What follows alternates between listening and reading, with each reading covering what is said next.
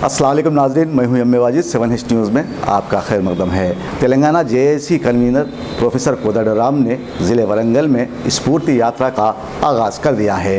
पेश है इस मामले पर 7H की ये रिपोर्ट। तेलंगाना जेएसी सरबरा प्रोफेसर कोदंडराम इन दिनों हुकूमत की गलत और अवाम पॉलिसियों पर नुक्ताचीनी करते हुए अवाम में एक नई लहर को परवान चढ़ाने में मसरूफ़ हैं। दरअसल वो चाहते हैं कि रियासत अलहदा तेलंगाना में अवाम को बुनियादी सहूलतें दस्तयाब हों, किसानों की पैदावार में इजाफा हो और उन्हें खुशहाल बनाने में हुकूमत अहम रोल अदा करे।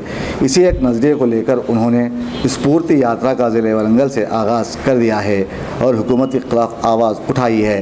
उन्हें पुलिस ने गिरफ्तार करते हुए उनकी आवाज़ को दबाने की कोशिश की है, जिसके बाद हुकूमत के मंसूबे और आम आवाज़ दबाने की उसकी कोशिश अवाम के रूबरू आया हो गई है।